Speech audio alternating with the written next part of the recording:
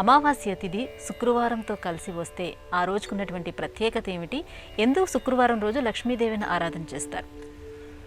శాస్త్రం వేరు, ధర్మం వేరు, ఆచారం వేరు, సంప్రదాయం వేరు. అమావాస్య శుక్రవారం కలిసి రావడం అనేది శాస్త్రబద్ధమైన విషయం కాదు, ఆచారంలో వచ్చిన సంప్రదాయంతో కూడుకున్న విషయం అవుతున్నది. అమావాస్య నాడు జన్మించిన వ్యక్తుల స్వరూపాలు ఎలా ఉంటాయి?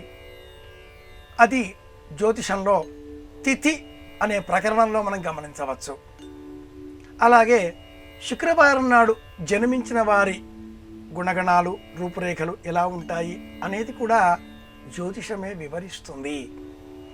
ఈ రెండింటి కలయికలో సమాజంలో మహిళలు, పురుషులు అంటే బాలికలు, బాలురు ఇలా జన్మించినప్పుడు సామాజిక అవసరాల దృష్ట్యా ఇలా ఈ సమయంలో శుక్రవారం అమావాస్య కలిసి ఉన్న రోజున అమ్మాయి జన్మిస్తే సాక్షాత్తు మహాలక్ష్మి అనేటటువంటి ఆచార విధానంలో ఒక ప్రామాణికమైన సూత్రంగా శాస్త్రం అన్న పేరిట సంప్రదాయం మనకు అందించింది.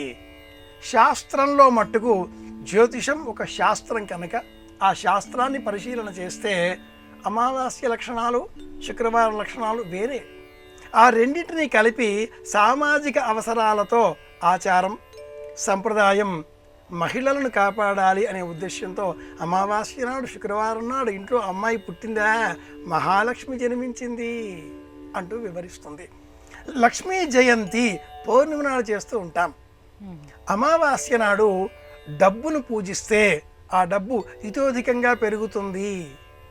భారతంలో కూడా ఇలాంటి అంశాలు ఉన్నాయి అంటూ లౌకికంగా కొన్ని కథలు అల్లి గుజరాత్ తదితర ఉత్తర భారతదేశ రాష్ట్రాలలో దీపావళి అమావాస్య, లక్ష్మీదేవిని పూజిస్తే డబ్బులు వస్తాయి, అమావాస్య నాడు పూజిస్తే సంపద కలుగుతుంది అంటూ వివరించడంతో అమావాస్య నాడు లక్ష్మీదేవి పూజ, అమావాస్య నాడు శుక్రవారం నాడు కలిసి వస్తే ఇంకా విశేషంగా శ్రీర్మే భజతు హిరణ్యవర్ణాం హరిణీం సువర్ణలిత సృజాం కమలే కమలాలయే ప్రసీద ప్రసీద. అమ్మవారిని కమలం పుష్పాలతో పూజిద్దాం, కమలాలతో సేవిద్దాం, కమలాలతో మాలికలు సిద్ధం చేసి పుష్పమాలికలు అలంకరిద్దాం, అమ్మవారి విగ్రహం పొందుదాం. ఇవన్నీ కూడా సంప్రదాయం ద్వారా, ఆచారం ద్వారా ప్రబలినవే కానీ శాస్త్ర ప్రమాణాలు కావు.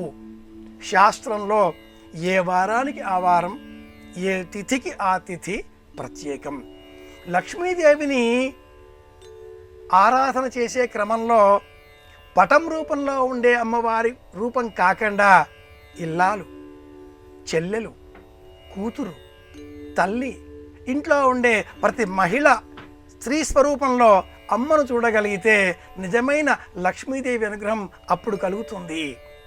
ఇంటిని లక్ష్మీదేవిగా చూడాలి, సంతానాన్ని లక్ష్మీప్రదంగా చూడాలి, ధాన్యాన్ని, వ్రాసే కాగితాన్ని సైతం సమస్తాన్ని లక్ష్మీ స్వరూపంగా చూడగలగాలి. చూచే దృక్కులోనే, చూపులోనే లక్ష్మీదేవి అనుగ్రహం ఉంటుంది. ఇది శాస్త్ర ప్రమాణం.